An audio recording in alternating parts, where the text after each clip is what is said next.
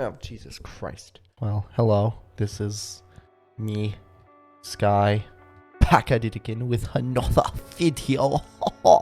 Dude, I'm so sick. I'm such a YouTuber. Holy shit. Yeah, we're going over the Call Out remix, but without the vocals, because at some point I removed the vocals from the project file, and I have no fucking idea where they went, so...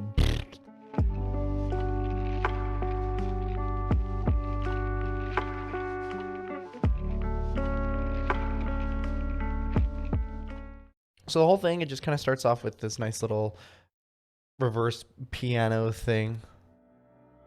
That's how that starts off, and there's like a vocal reverse thing as well. So yeah, then that just kind of brings it into the whole intro thing, which just kind of sounds like this, without the vocals, of course.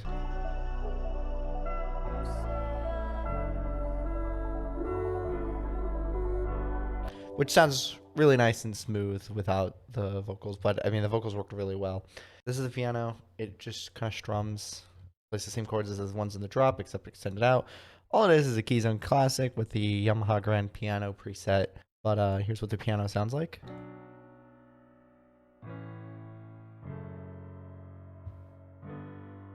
And by the way, the whole song is in the key of B minor.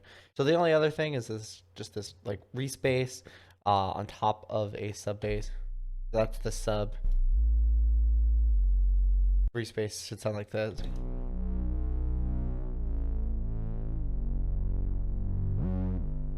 Which sounds like this with the piano. And then there's some low pass strings here, just to kind of keep the build up going here. So as not to start too strong. Then the other thing is there's these two little vocal loops that I took from the Angelic Vibes Love Letter sample pack. I time stretched them and pitched them to the correct key, which in this case was B minor. So this is what these two sound like together. I'll play them individually as well.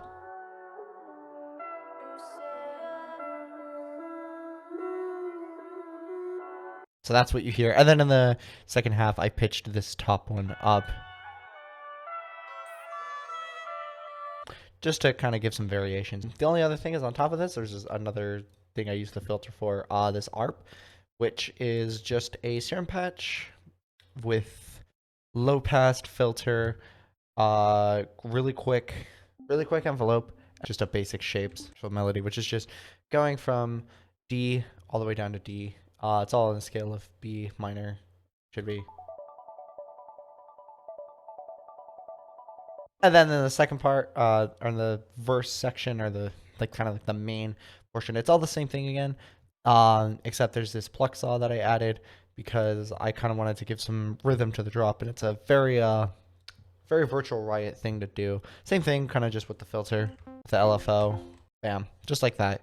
And then those play the same chords, but I just kind of chopped them up, so they're a little offset, which sound like this.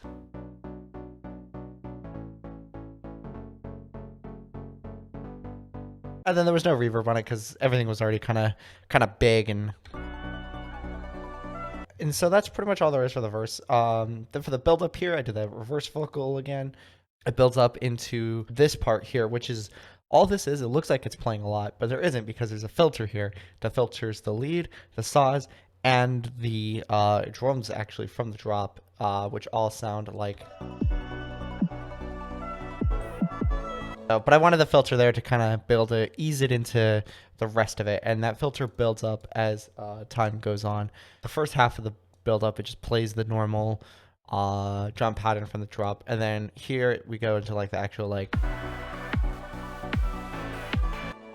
drum build up, all the way up to here, where normally I would have the call out for you. I can't sing, but that vocal would sit here. There's a reverse vocal effect here as well. There's the reverse chaos saws, which sounds like this. Next part we're going to talk about is the drop, which is pretty easy. I'm lying, I don't know what I'm saying. So these saws, I stole this from AU5 because I am, once again, great value AU5. Just some chaos saws, which use the chaos modulator fluctuates the pitch a little bit, so that way it gets, instead of just this basic super saw sound, now you get this like, the rest of these little chord stacks is all pretty much the same thing, except I just changed the shape. So these are the saws, and then this next one below it, these are, I believe, squares, yeah, which sound like this. There's also these, which I believe are sine, oh no, they're triangle waves. Same thing kind of, but it all layers on top of each other and it makes it sound a little better. And then the one thing that really brings this whole thing together is the bass. That really brings it all together for me. So all it is really is just this massive preset that I use. I have it in a sample pack that I'm probably going to put out some point. All it does is it just makes, it's like kind of like a saw noise bass, I guess, more so, but I like the word crunchy. So... And then in this, I also took out most of the lows because I wanted to add a different sub on top of it, which I ended up just using like a basic sub. A little bit distorty, but not too bad. And then that all together just gives it a nice crunch. And when you layer that with the saws, you get this really big super saw stack sound. And then just a couple other things I added, like this little Arpeggiator Chord thing. So all it is a 3x oscillator. I love 3x oscillator. I use it all the time. Just basic with a square, a sawtooth, and then like a weird half thing. I don't know what this is called. And then I used the arpeggiator over here. I set the time. I left it as where it was. Then I did up and down, and then just left the chord. And I set the range to 2, so that way it would kind of go all between the notes.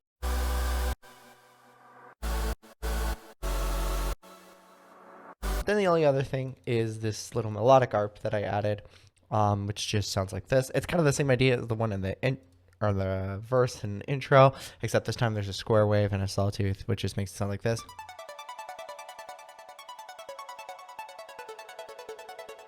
So yeah, then the other thing is there's just a nice little piano here. Only other thing I added is that after each growl bass, which we'll get into in a minute, I added like kind of like a noise clap, which just sounds like this. Next thing is I just got some drums here, which sound, this is just a basic virtual ride kick and a chime sleepless snare, and then a reverse snare just to kind of bring it into it, which sounds like.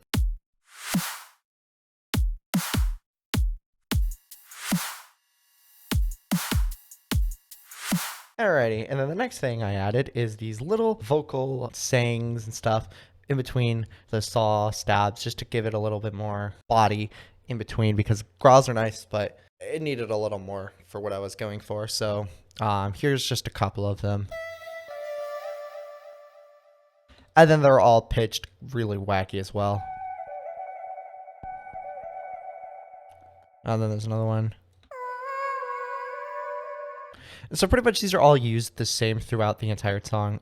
There's a gap here where like the call out for you would have went, but I deleted it because I'm a dumb idiot. Then the only other thing I added on top is this like vocal, what the fuck do I even call this? Like this harmony thing. Didn't mean to do that. This harmony thing that I stole from Splice, and it just sounded good on top of everything, so. And I also pitched it up a metric ton. And now it sounds kind of ass on its own, but the thing is that when this is all layered on top of each other, it just sounds a lot better. The last thing I do have to talk about, because I just realized I forgot it, is the leads, that top melody. This is just a classic Sky lead stack. It's all just fucking presets. It's literally virtual riot presets, and then I think, did I use the Paper Skies one? No, I actually made one. Oh wow, that's a new one. But anyways, so the leads just sound like this. And that's one. And then the other one sounds like this. It's just, I believe it's the trap one. Yeah. I took out all like the little plucky in bits of it. I just wanted something a little more crunchy to go over top of it. And then I'm not sure what this last one is. I forgot to name it, but we're gonna find out.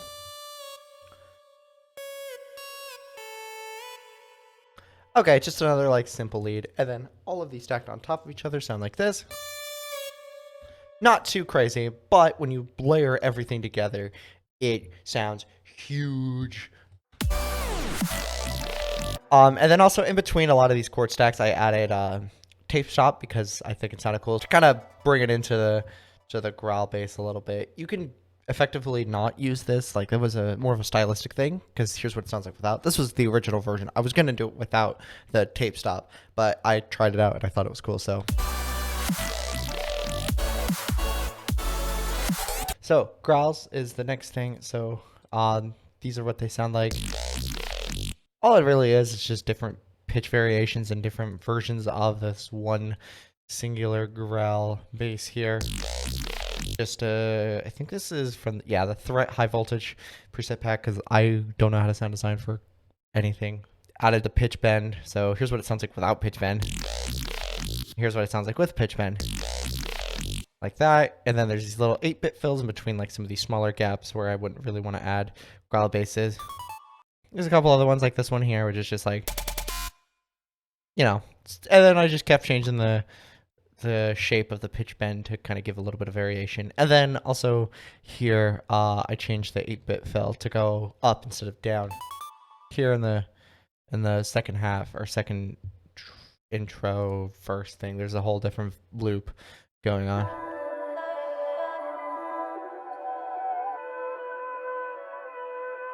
The piano also has now a melody on top of it, which just sounds like this.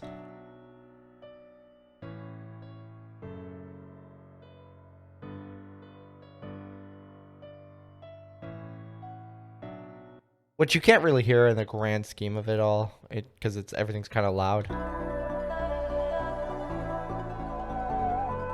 Here in the second build, it's just kind of repeats, so I'll play this. Chop here, and then it just kind of keeps chopping up until it gets to the main build. We're doing the same thing, but added a different tom fill. And then the lead also was changed, and yeah, just minor changes throughout the whole thing. And then in the outro here, I added all 4 of the vocal loops on top of each other. That's pretty much all I did. It's a really easy and simple track to break down. Thank you all for watching. Make sure you go stream my remix. Stream the actual remix. Yeah, go stream the remix. It's on Dimatis's Call Out Remixes album, which is now on Spotify and everywhere else. You can look for my name. Go listen to the other guys too, though, because those remixes are fucking amazing. All right, thank you for watching. I will see you in the next one. Bye.